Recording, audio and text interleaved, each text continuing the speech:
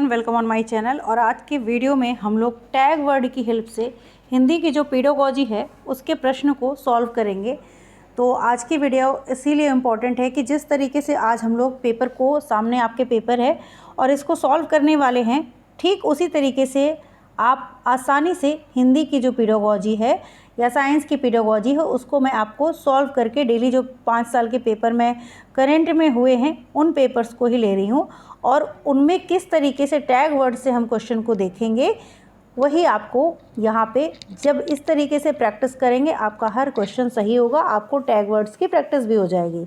तो सबसे पहला क्वेश्चन अगर आप देखें यहाँ पे, तो यहाँ पे दिया गया है कि उच्च प्राथमिक स्तर पर भाषा सीखने का उद्देश्य है। तो पहला ऑप्शन आपका जो दिया हुआ है वो है आपका प्रश्नोत्तरी भाषण अंताक्षरी मात्र आयोजन करना, भाषा की बारीकी और सौंदर्य बोध को सही रूप में समझना। तो एक समझना है और एक यहाँ पे मात्र दिया हुआ है। दूसरे के अनुभवों से जुड़कर सवालों के जवाब देना, ये चीज़ है। निजी अनुभवों को केवल लिखकर अभिव्यक्त करना। ठीक है, तो यहाँ पे हमको अगर हम निगेटिव और पॉजिटिव की बात करें तो जो आपका टैग वर्ड, अगर हिंदी के टैग वर्ड या कहीं भी अगर आपको मात्र दिखाई देता है तो ये आपका निगेटिव वर्ड्स है और ये आपका सही नहीं होगा, तो ये कट गया। और यहाँ पे केवल, मात्र और केवल जो है वो निगेटिव टैग वर्ड्स होते हैं। ठीक है, अब बच गया ये दोनों ऑप्शन, दूसरा और तीसरा। तो दूसरे और तीसरों में अनुभवों से जुड़कर और यहाँ पे समझना, तो समझना एक पॉजिटिव टैग वर्ड से, इसलिए हमारा ऑप्शन नंबर 2 जो है, हम ऑप्शन नंबर 2 की तरफ जाएंगे। और ये प्रश्न कई बार पूछा भी गया है कि भाषा की जो है बारीकी है उसको और उसके सौंदर्य बोध को सही रूप में समझना ही उच्च प्राथमिक स्तर पर भाषा सीखने का उद्देश्य। ये तो हमको ऐसे भी पता है, लेकिन अगर हम टैग वर्ड से निकालते तो भी हमारा ये दोनों ऑलरेडी कट गया। ये थोड़ा सा अगर किसी को कन्फ्यूज़न हो तो यहाँ पे समझना, सौंदर्य बोध, ये सारी चीज़ें जो हैं, ऐसे इसका आंसर अगर आप रट लेंगे तो भी ये सही है। लेकिन अगर ये टैग वर्ड से किस तरीके से करना है, दोनों तरीके से मैं बता रही हूँ। तो आप लोगों को अगर ये वीडियो अच्छी लगती है तो चैनल को सब्सक्राइब ज़रूर करिएगा, क्योंकि इस तरीके से जितने पेपर मैं अभी करवाऊँगी आपको 5 दिन में, 5 ही दिन हैं, 5-6 दिन हैं ज़्यादा से ज़्यादा, तो इसमें जो आपको पेपर होंगे इस तरीके से प्रैक्टिस करते करते आप खुद से आपका एक प्रैक्टिस हो जाएगा, क्योंकि ये टैग वर्ड्स सामने सामने आपके छट रहे हैं। आप इससे बहुत अच्छे से आपकी प्रैक्टिस होगी, समझ के प्रैक्टिस होगी, तो आप आसानी से पेपर को कर पाएंगे और वहाँ पे आपका गलत होने का चांसेस कम हो जाएगा। ठीक है, तो क्वेश्चन नंबर 106 का ऑप्शन नंबर 2 यहाँ पे करेक्ट हो जाता है। क्वेश्चन नंबर 107 देखते हैं। ज्ञान से संबंधित अन्य विषयों की समझ का विकास तथा उसे आनंद उठाने की क्षमता का विकास उच्च प्राथमिक स्तर पर भाषा सीखने का कैसा एकमात्र उद्देश्य है, एक महत्वपूर्ण उद्देश्य, सर्वाधिक महत्वपूर्ण, सबसे कम महत्वपूर्ण। तो यहाँ पे एक महत्वपूर्ण, क्योंकि सारे महत्वपूर्ण की बात की गई है तो एकमात्र उद्देश्य नहीं होगा। सबसे पहले एकमात्र या केवल, ये वर्ड जो है ये तो सबसे पहले है। सबसे कम महत्वपूर्ण है, सीधी सी बात है, ज्ञान से संबंधित अन्य विषयों की समझ का विकास, ये कम भी नहीं हो सकता है। सर्वाधिक और महत्वपूर्ण में है, तो सर्वाधिक और भी चीज़ें और महत्वपूर्ण है, तो यहाँ पे आपका ऑप्शन एक महत्वपूर्ण उद्देश्य है सही हो जाएगा। ठीक है, क्वेश्चन नंबर 108 देखते हैं। पढ़ने का अर्थ, यहाँ पे 3 दिए हुए, वर्णमाला का ज्ञान, वाक्यों को पढ़ना, शब्दों को पढ़ना, लेकिन आपको यहाँ पे दिया गया है समझना। जब भी कोई चीज़ देखिए पढ़ने की आती है तो पढ़ा किस लिए जाता है, ताकि वो चीज़ समझ में आए। ठीक है, तो पढ़कर समझना, पढ़ना का मतलब क्या, ऐसे सिर्फ ऐसे रीड किए जा रहे हैं, उसका मीनिंग अगर आपको नहीं समझ में आ रहा है तो उस पढ़ाई का क्या मतलब है। तो यहाँ पे समझना ही होता है, पढ़ने का अर्थ क्या है, समझना है। तो ये तो ऐसे भी समझ आता है, लेकिन समझना वर्ड आ गया तो ये एक पॉजिटिव टैग वर्ड्स भी है। आप इसकी हेल्प से भी इस आंसर को टिक कर सकते हैं। क्वेश्चन नंबर 108 का ऑप्शन नंबर 1 करेक्ट हो जाएगा। ईजी है तो कमेंट करिए कि आप लोगों को जो मैं बता रही हूँ वो आप लोगों को भी लग रहा है कि हाँ ये तरीका सही है। अगर आपको लगता है तो प्लीज़ कमेंट ज़रूर करिएगा। आप लोगों के कमेंट नहीं आते हैं तो मुझे समझ में ही नहीं आता है कि क्या। कमेंट और लाइक ज़रूर किया करिए अगर वीडियो अच्छी लगती है या जो मैं कह रही हूँ वो आपको ठीक लगता है तो। ठीक है, आपके विचार अगर कुछ और हैं तो वो भी आप कमेंट करिए। कविता में कई बार अभी भी का प्रयोग करके बातें रची गई हैं। बिना रुके चलने वाली किसी कार्य का भाव निकल रहा है या नहीं। प्रश्न किस चीज़ की ओर संकेत कर रहा है? व्याकरण के ज्ञान की, भाषा की बारीकी, व्याकरण की परिभाषा या भाषा की संरचना। तो यहाँ पे जो राइट आंसर होगा ये भाषा की बारीकी की ओर संकेत कर रहा है। कविता में एक संकेत है, ठीक है, कि अभी भी का प्रयोग करके बातें रची गई हैं, जिस अभी भी का मतलब है कि अभी भी चल रही है, यानी बिना रुके चलने वाली किसी कार्य का भाव निकल रहा है या नहीं। प्रश्न भाषा की बारीकी की ओर संकेत करता है। यहाँ व्याकरण का कोई मतलब नहीं है, तो यहाँ पे व्याकरण जैसा कुछ नहीं है कि यहाँ पे करता है कर्म, ऐसा कुछ नहीं है। यहाँ पे भाषा की बारीकी की बात की गई है, तो ऑप्शन नंबर 2 करेक्ट हो जाएगा। 109 का option number 2 is the correct answer. Question number 110 देखते हैं। उच्च प्राथमिक स्तर पर भाषा सीखने में पाठ्यपुस्तक के अतिरिक्त कौन सी संसाधन सामग्री सर्वाधिक महत्वपूर्ण है? रेडियो नाटक संसाधन सामग्री की बात की गई है, वो भी भाषा सीखने में। तो देखिए भाषा सीखने की बात की गई है और यहाँ पे सबसे ज़्यादा महत्वपूर्ण तो सभी हैं, लेकिन सबसे ज़्यादा महत्वपूर्ण क्या है? तो एक एज के अनुरूप उच्च प्राथमिक स्तर की बात की है ना, तो ये भी इम्पोर्टेंट है। ये इसको भी हम सुन के सीखते हैं, कविता से भी सीखते हैं, लेकिन समाचार पत्र भी है। लेकिन आयु अनुरूप जो साहित्य होता है, जब ऊंचे स्तर पे ऊंचे लेवल पे कक्षा में जाते हैं, बड़ी कक्षाओं में आपको आयु के अनुरूप लिखा है, यानी बहुत बड़ा नहीं, बहुत बड़ी साहित्य नहीं पढ़ी, एक एज के अकॉर्डिंग जो आपकी साहित्य है वो एक सबसे महत्वपूर्ण सर्वाधिक महत्वपूर्ण की बात की गई, इसलिए यहाँ पे ऑप्शन नंबर 3 करेक्ट हो जाएगा। ठीक है, ये थोड़े से कंफ्यूजिंग होते हैं क्योंकि सभी रेडियो नाटक भी करता है, समाचार पत्र से भी आपकी एक संसाधन सामग्री है, वहाँ से भी हम भाषा सीखने में, लेकिन साहित्य जो है आयु के अनुसार भी लिखा हुआ है, इसलिए करेक्ट आंसर यहाँ पे यही हो जाएगा। ठीक है, 110 का option number 3 correct answer. Question number 111 देखते हैं। गणित, विज्ञान आदि विषयों की कक्षाओं में भी बच्चे भाषा सीखते हैं। यह विचार अगर आप समझें तो सभी भाषाएं एक दूसरे से जुड़ी हुई हैं, ऐसा आपको बताया जाता है। अगर आप शिक्षण के उद्देश्य और सूत्र ये सारी चीज़ें पढ़े होंगे बीएड में, तो सभी भाषाएं एक विषय का ज्ञान हर विषय में उपयोगी होता है, ऐसा कॉन्सेप्ट आपने पढ़ा होगा। तो ये विचार क्या होगा? पूर्णतः सत्य है, क्योंकि कक्षाओं में भी बच्चे भाषा सीखते हैं, अन्य कक्षाओं में भी बच्चे जो है भाषा सीखते हैं। यह विचार पूर्णतः सत्य है।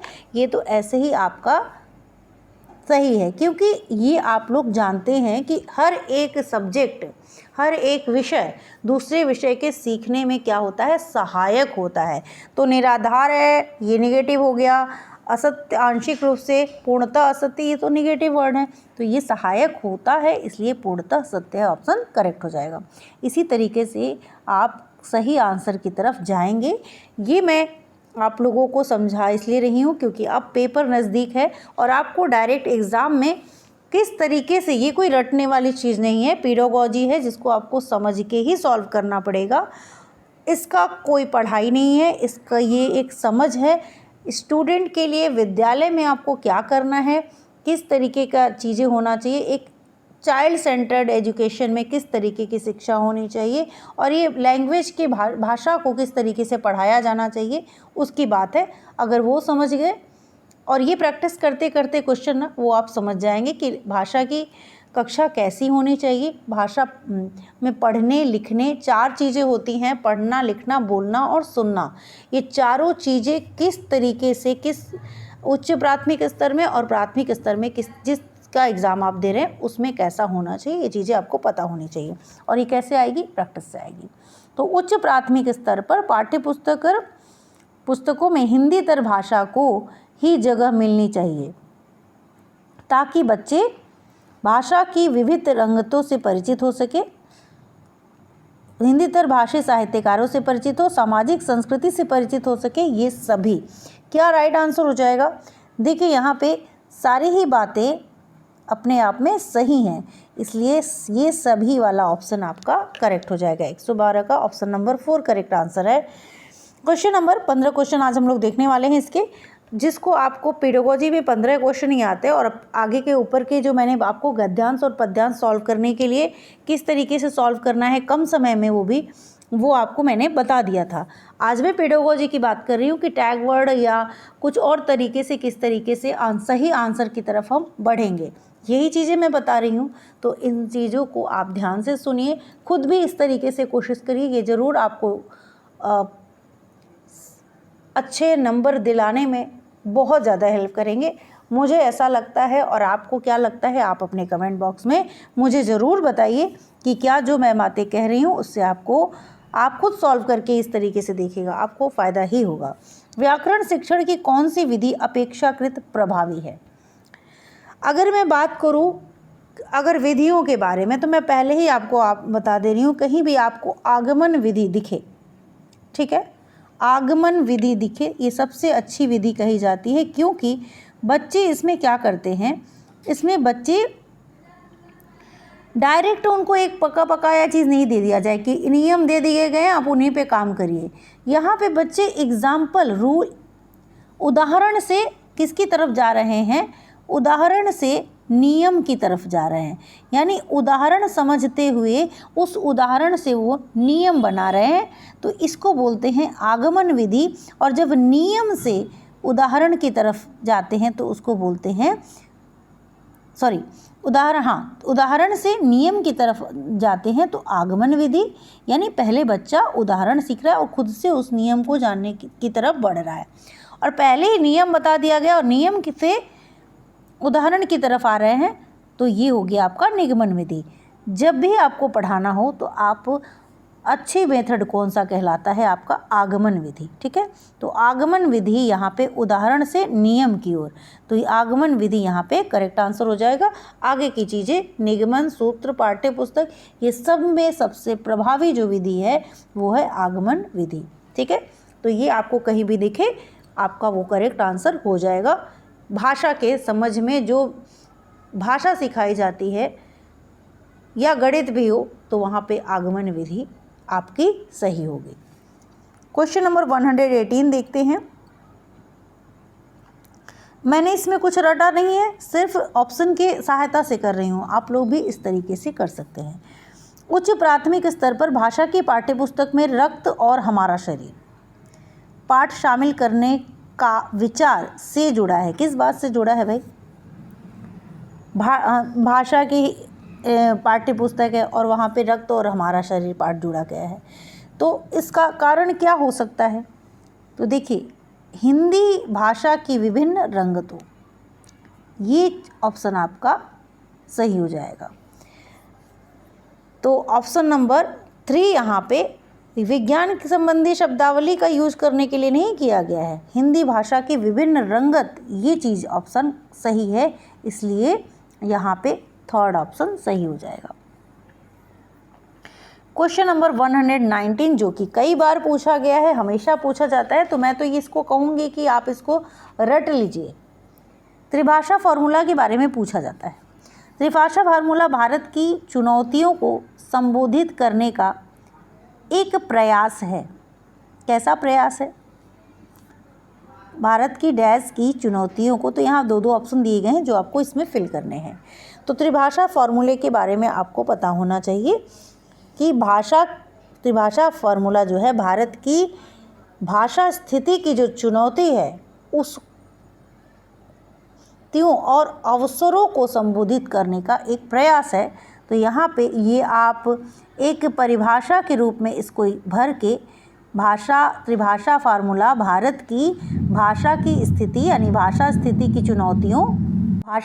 की चुनौतियों और अवसरों को संबोधित करने का एक प्रयास है। इसको आप नोट डाउन कर लीजिए, क्योंकि त्रिभाषा फार्मूला के बारे में पूछा गया है, कई बार पूछा गया है और ये करंट में पूछा गया है, इसलिए आपके लिए ये इम्पॉर्टेंट हो जाता है।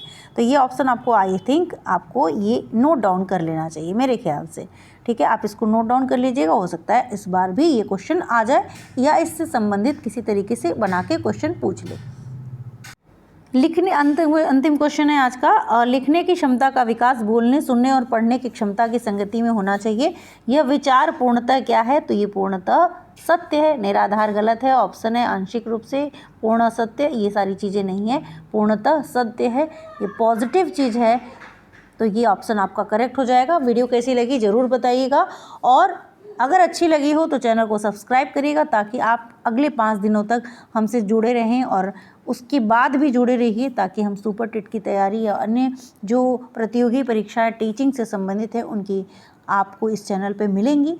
महत्वपूर्ण तैयारियां आपको सारी मिलती रहेंगी और आपकी सीटेट भी अगर आप देखेंगे तो आपको, मुझे लगता है कि अगर 5-6 पेपर जो मैं भी कराऊंगी उसको करने के बाद आपका हर सब्जेक्ट का इस तरीके से कराने वाली हूँ, तो उसको करते करते आप खुद ही टैग वर्ड और सब कुछ सीख जाएंगे और जहाँ आपको प्रॉब्लम होगी आप एक क्वेश्चन के ऑप्शन को कुछ को हटा देंगे जो सही नहीं होगा और अपने आप सही आंसर की तरफ पहुँच जाएंगे। तो आज के लिए इतना ही, मिलते हैं नेक्स्ट वीडियो में, तब तक के लिए थैंक यू।